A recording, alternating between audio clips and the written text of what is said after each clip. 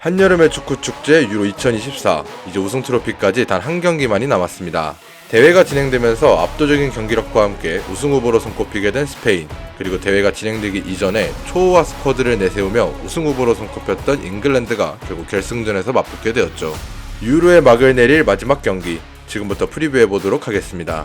스페인은 준결승에서 프랑스를 꺾고 결승전에 진출했습니다. 전반 9분 콜로무아니가 프랑스의 필드골 무득점 행진을 깨며 스페인을 상대로 먼저 앞서 나갔습니다. 하지만 프랑스의 기세는 오래가지 못했습니다. 전반 21분 스페인의 라민 야말이 유로 최연소 득점이라고는 믿기지 않는 득점을 터뜨리며 경기는 바로 원점으로 돌아갔죠. 야말의 득점에 대한 기쁨이 채 가시기도 전인 전반 25분 8강에서 부상당한 페드리를 대신하여 선발 출전한 다니 올모가 환상적인 트래핑 이후 득점까지 터뜨리며 결국 스페인이 경기를 뒤집었습니다. 이후 스페인은 프랑스의 공격을 허용하지 않으며 2대1로 승리를 거두고 결승에 진출합니다. 스페인은 8강에서 독일 그리고 4강에서 프랑스까지 꺾으며 험난한 토너먼트 일정을 치르고 결승전에 도착했습니다.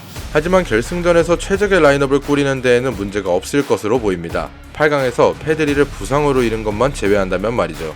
하지만 그나마 다행인 것은 페드리의 대체자인 올모가 좋은 활약을 보여주고 있다는 점입니다.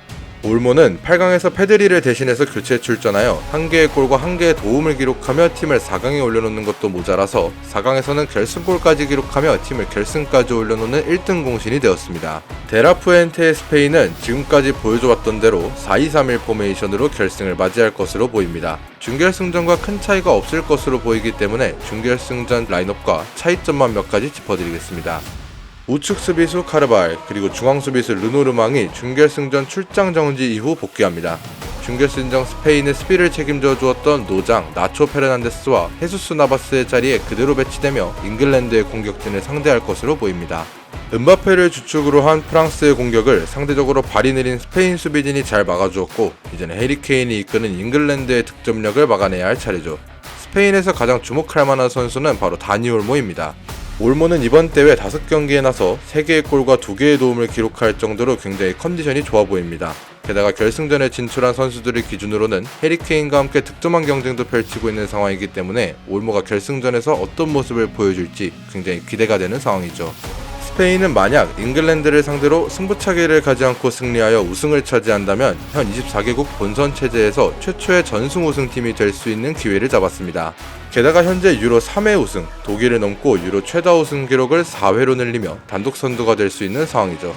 많은 이들이 스페인의 우승을 점치고 있는 데다가 여러모로 우승에 대한 열의가 더욱 커질 수밖에 없는 상황입니다. 잉글랜드는 준결승에서도 꾸역꾸역 승리를 얻어내며 다수의 예상을 깨고 네덜란드를 누르며 결승전에 진출했습니다. 물론 제 예상은 맞았죠. 하하, 죄송합니다. 전반 7분 만에 사비 시몬스의 환상적인 중거리포가 터지면서 잉글랜드는 경기를 끌려가야 했습니다. 하지만 전반 18분 케인의 슈팅 과정에서 둠프리스가 반칙을 범했고 페널티킥이 주어졌습니다. 해리 케인은 이 기회를 놓치지 않으며 경기를 원점으로 돌려놓았습니다. 이후 양팀의 공방이 이어졌으나 득점이 나오지 않으며 경기는 연장전으로 흘러가는 듯 했습니다. 하지만 잉글랜드의 승리 DNA는 준결승전에서도 빛났습니다. 90분 추가 시간이 1분쯤 지난 이후 교체로 투입된 올리 와킨스의 슈팅이 골망을 흔들며 경기를 2대1로 뒤집었습니다. 16강에 이어 준결승전에서도 90분 추가 시간에 득점을 만들어내며 잉글랜드의 꾸역승 DNA를 보여주었죠. 이 DNA로 결국 예선부터 불안불안한 경기력을 보였던 잉글랜드가 결승전에 도착하게 되었습니다. 잉글랜드는 결승전까지 올라오면서 3-2-4-1 포메이션에 정착하였습니다. 그리고 결승전에는 부상자 한 명 없이 풀전력을 내보낼 수 있는 상황이죠. 잉글랜드가 준결승전에서 사용한 포메이션은 이렇습니다. 웬만하면 큰 변화가 없을 것으로 보이지만 저는 아마 루크쇼가 다시 선발로 돌아올 가능성이 있어 보입니다. 이번 유로 좌측 수비를 책임졌던 선수는 바로 트리피어입니다. 트리피어는 원래 우측 수비수를 보는 선수이지만 사우스게이트 감독 밑에서 좌측 수비를 도맡아왔죠. 하지만 8강전부터 장기 부상 이후 교체로 경기에 출전했던 루크쇼가 준결승전에서는 후반전에 곧바로 트리피어와 교체되어 투입되며 꽤나 좋은 모습을 보여주었습니다. 사우스게이트 감독이 트리피어를 대신하여 루크쇼를 선발로 출전할지에 대한 고민을 해볼지도 모르겠다는 생각이 듭니다. 잉글랜드에서 가장 주목해볼 만한 선수는 바로 필 포든입니다. 필 포든은 지금까지 6경기에 출전하여 공격 포인트를 기록하지는 못하였습니다. 하지만 네덜란드와의 경기를 보며 잉글랜드에서 가장 번뜩이는 선수는 포든이었습니다. 포든은 몇 차례고 득점과 가까운 기회들을 만들어내며 네덜란드를 위협했습니다. 득점과 도움은 없지만 포든의 발끝에서는 항상 날카로운 결과물들을 만들어내오곤 했죠. 결승전에서도 잉글랜드에서 가장 위협적인 모습을 보여줄 선수는 바로 포든이 아닐까 싶습니다. 해리 케인 또한 이번 유로에서 3골을 기록하며 올모와 함께 득점왕 경쟁에 가세한 상황이지만 케인이 본인의 개인 능력으로 득점을 만들어낼 것 같다는 느낌은 들지가 않는 것 같습니다. 스페인과 잉글랜드의 상대 전적은 10승 4무 13패로 잉글랜드가 근소 5위에 있습니다. 최근 맞대결은 6년 전으로 2018-19 네이션스 리그에서 잉글랜드가 3대2로 승리를 가져간 바 있죠. 잉글랜드 또한 우승 트로피에 대한 열망이 누구보다 강한 상황입니다. 이번 유로를 우승한다면 1966년 월드컵 우승 이후로 무려 58년 만에 메이저 대회 우승컵을 들 수 있게 됩니다. 팀과 별개로 해리 케인은 커리어 첫 메이저 대회 우승 트로피를 들어올릴 수 있는 기회이기도 하죠. 하지만 잉글랜드는 스페인에게 패배하게 되면 유로 역사상 최초로 지난 대회에 이어 2연속 준우승팀이 될 수도 있습니다.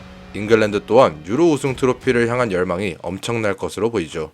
유럽의 심장부에서 하나로 뭉치다. 이 경기를 끝으로 이제 유로 2024도 막을 내리게 됩니다. 전체적으로 강팀들이 부진하며 노잼 대회로 인식되었던 대회이지만 8강, 4강이 지나면서 조금씩 치열한 경기들을 볼 수 있었던 것 같습니다. 결승전은 결승전답게 가장 재밌는 경기가 되면 정말 좋겠네요. 여러분들은 유로 우승 트로피를 과연 누가 들어올리게 될 것 같나요? 여러분들의 의견을 자유롭게 댓글로 남겨주세요. 유로 경기 프리뷰 시리즈는 여기서 마치겠습니다. 오늘 영상도 시청해주셔서 너무나 감사합니다.